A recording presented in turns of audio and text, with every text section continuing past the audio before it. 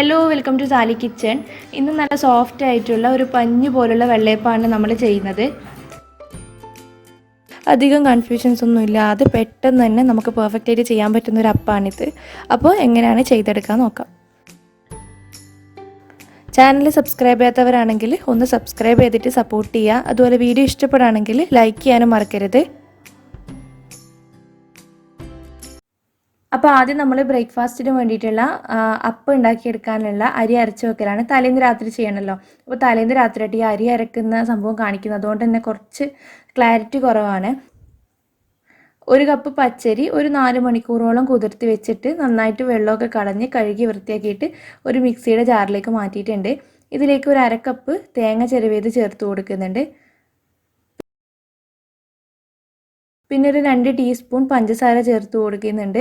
1/4 cup വേവിച്ച ചോറും കൂടി ചേർത്ത് കൊടുക്കുന്നുണ്ട്.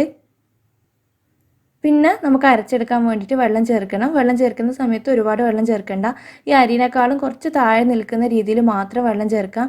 എന്നിട്ട് നമുക്ക് മിക്സി അടച്ച് വെച്ചിട്ട് ഇത് നല്ല ഫൈൻ പേസ്റ്റ് ആയിട്ട് കിട്ടുന്നവരെ തന്നെ ഒന്ന് അരച്ചെടുക്കണം. അപ്പോൾ അരച്ചെടുത്ത ബാറ്റർ ഒരു ബൗളിലേക്ക് മാറ്റാണ്.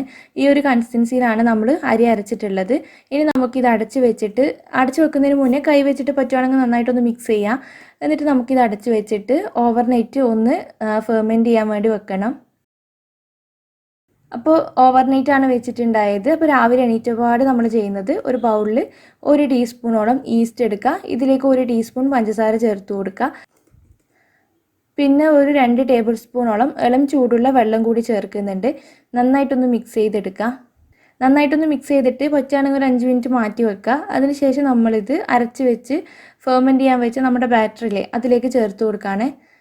നമ്മുടെ ബാറ്റർ നന്നായിട്ട് പുളിച്ച് പൊങ്ങി വന്നിട്ടുണ്ട്. അതിലേക്ക് ആ ഒരു ഈസ്റ്റിൻ്റെ കൂട്ടും കൂടി അങ്ങ് ഒഴിച്ചു കൊടുക്കുക.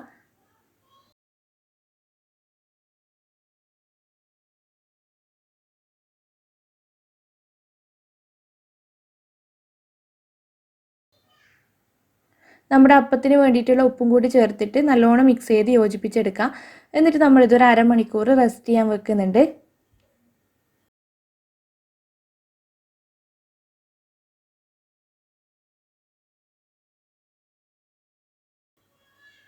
അപ്പോൾ അപ്പത്തിൻ്റെ മാവ് ഇതാ 1/2 മണിക്കൂർ കഴിഞ്ഞാൽ കുറച്ചും കൂടി നന്നായിട്ട് അങ്ങ് ഫെർമെൻ്റായി വന്നിട്ടുണ്ടാവും. ഇങ്ങനെ ചെയ്യുമ്പോൾ നമുക്ക് നല്ല സോഫ്റ്റ് ആയിട്ടുള്ള പഞ്ഞി പോലത്തെ അപ്പം കിട്ടും കേട്ടോ.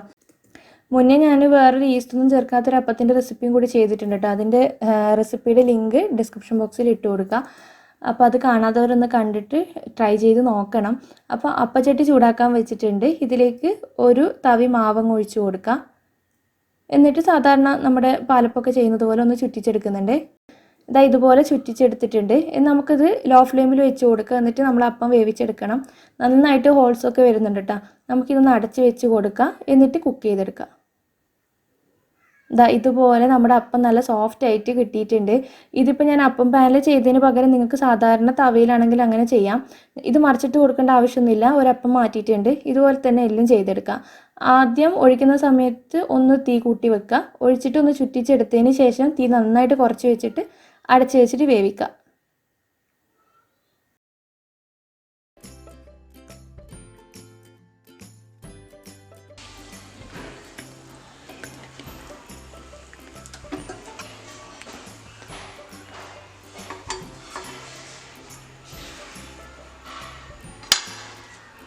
അപ്പോൾ നമ്മുടെ സോഫ്റ്റ് ആയിട്ടുള്ള പഞ്ഞി പോലുള്ള അപ്പം റെഡി ആയിട്ടുണ്ട്.